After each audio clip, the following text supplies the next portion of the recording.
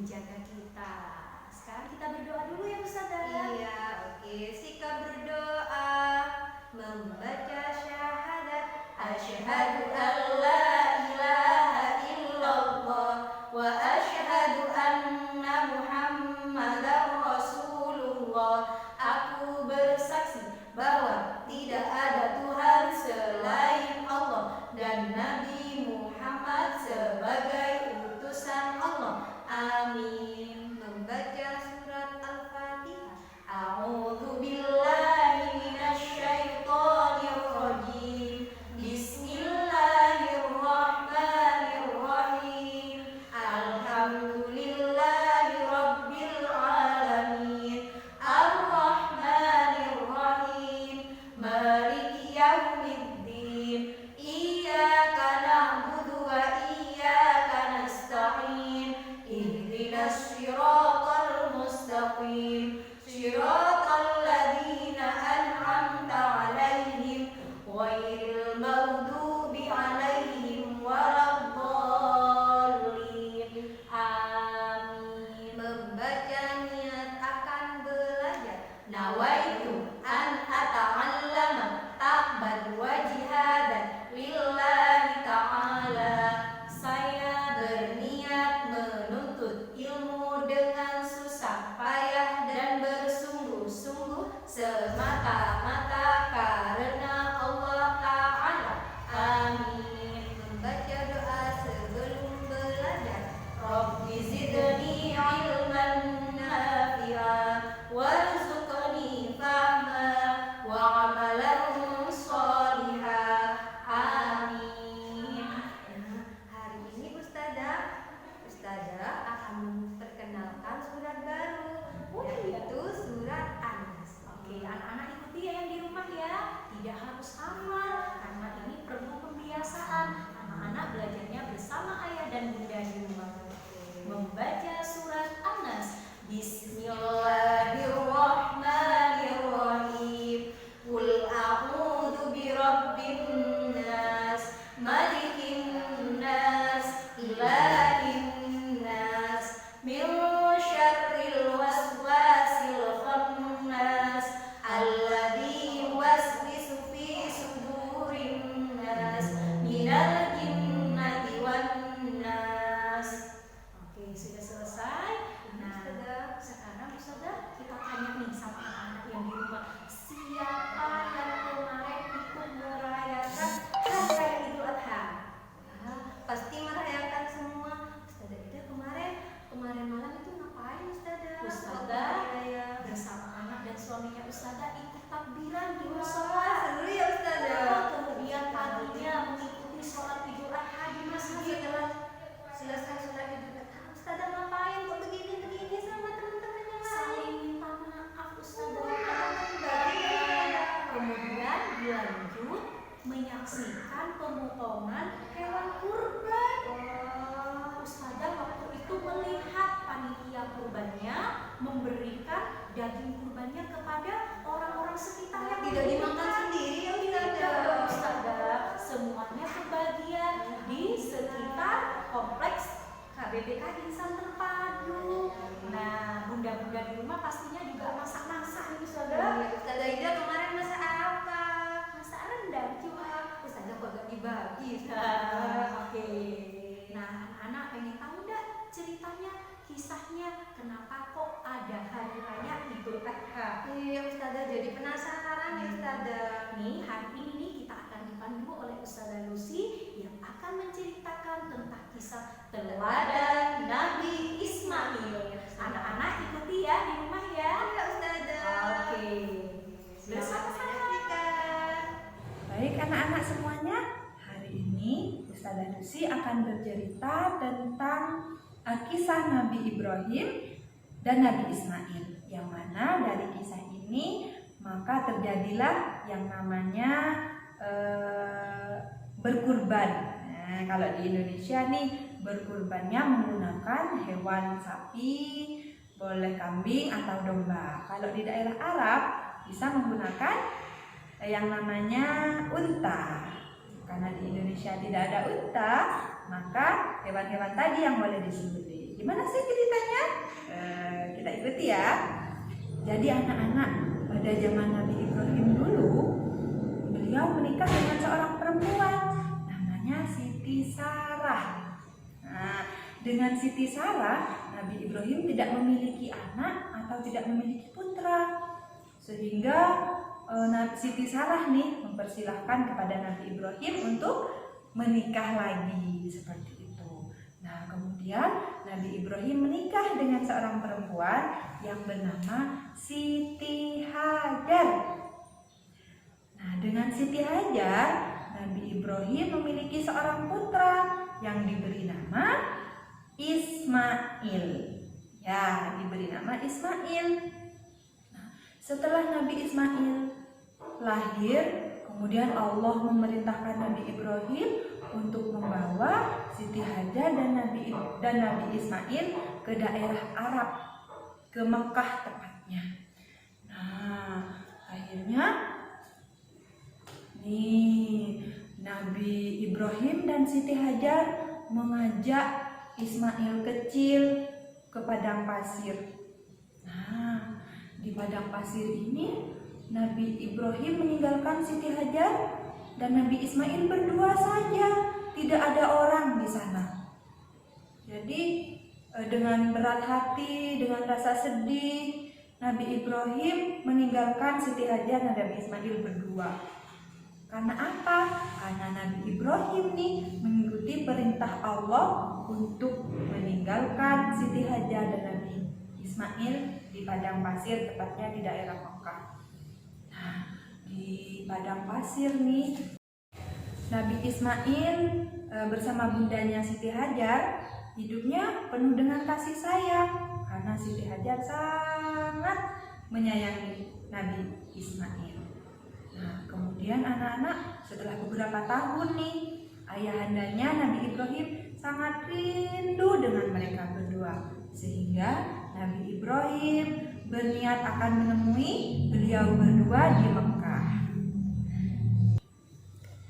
Nah, setelah berniat ingin menemui putra dan istrinya di Mekah, Ibrahim berangkat nih menuju Mekah. Sehingga setelah sampai di sana, Nabi Ibrahim bertemu dengan Siti Hajar dan Nabi Ismail dalam keadaan menggembala kambing. Nah, kambingnya banyak sekali. Nah, setelah mengembala kambing, Nabi Ibrahim mengajak Ismail dan Siti Hajar untuk berteduh di bawah pohon. Nah, ketika berteduh tuh, Nabi Ibrahim tertidur. Ismail juga tertidur. Siti Hajar juga tertidur. Nah, di dalam tidurnya Nabi Ibrahim mendapat wahyu dari Allah. Nabi Ibrahim bermimpi bahwa Allah itu memerintahkan Nabi Ibrahim untuk mengorbankan Ismail. Dengan cara apa? Dengan cara disembelih. Nah, setelah bangun nih, Nabi Ibrahim gundah gulana. Apakah benar ya mimpi yang tadi itu adalah perintahnya Allah? Katanya Nabi Ibrahim. Nabi Ibrahim gundah gulana. Nah, sampailah berhari-hari Nabi Ibrahim gundah gulana, sehingga pada waktu Nabi Ibrahim tidur kembali, Nabi Ibrahim bermimpi lagi. Allah memerintahkan Nabi Ibrahim untuk menyembelih anaknya Ismail. Ibrahim mulai yakini kalau mimpi itu benar-benar datangnya dari Allah.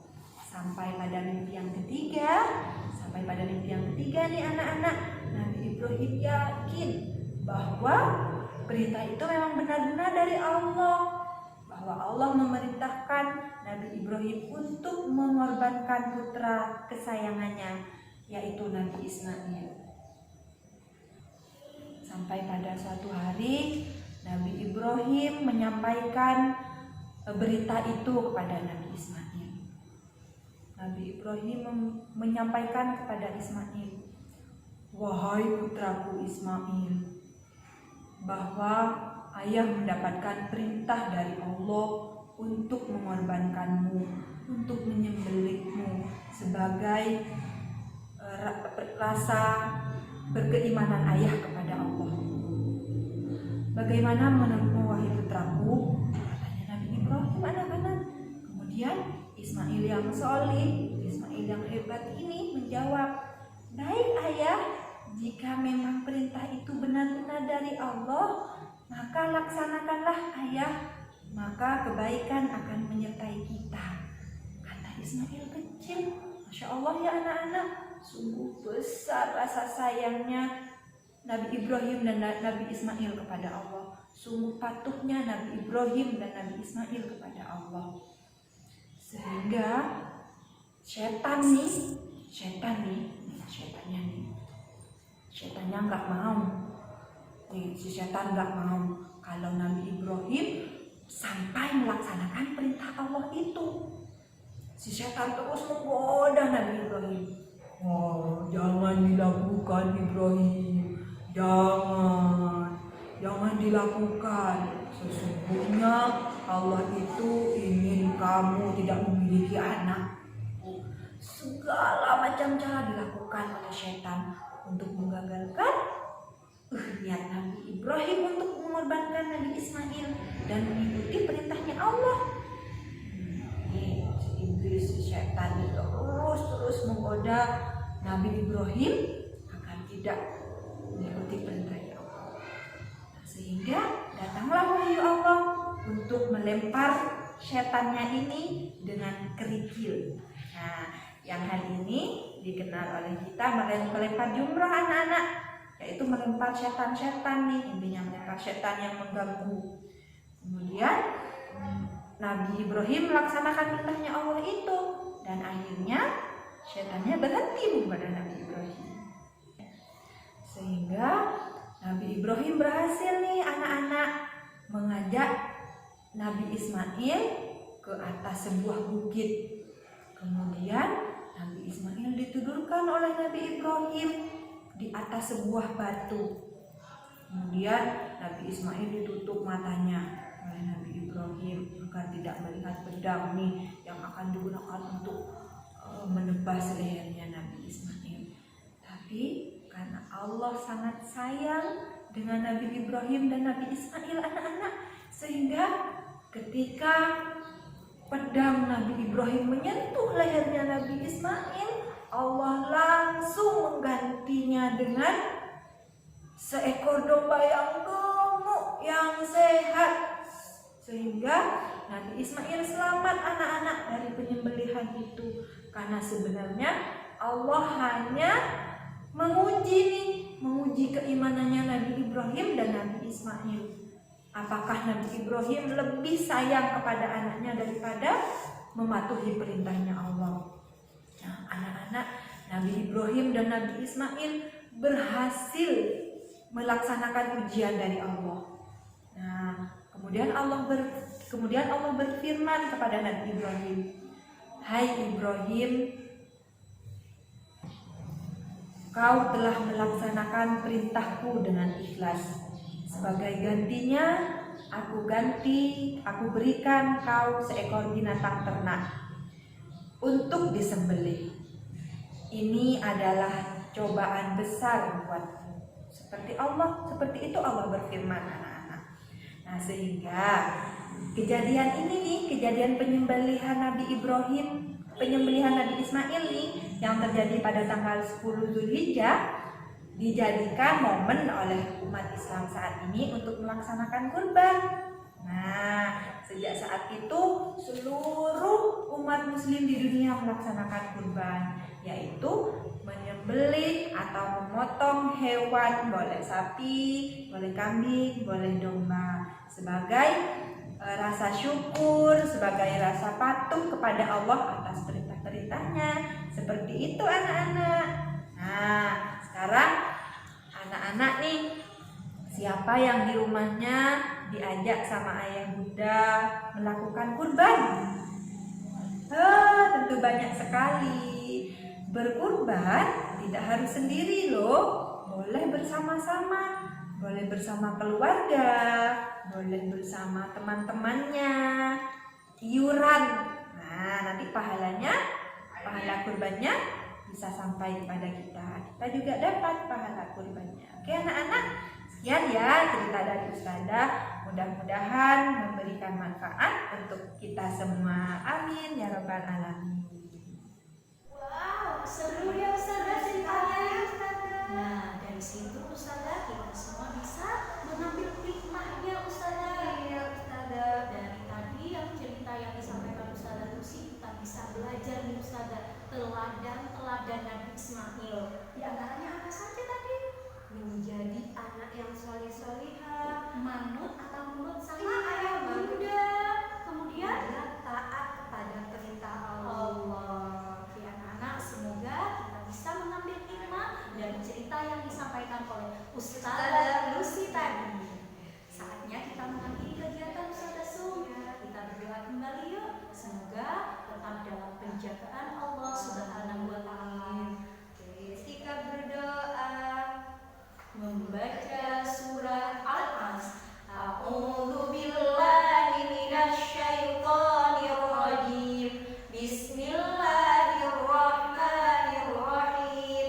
Wal 'ashr innal insana lafi khusr illal ladzina amanu wa 'amilus sholihati wa tawasaw bil haqq wa tawasaw bis sabr. Membaca doa untuk kedua orang tua.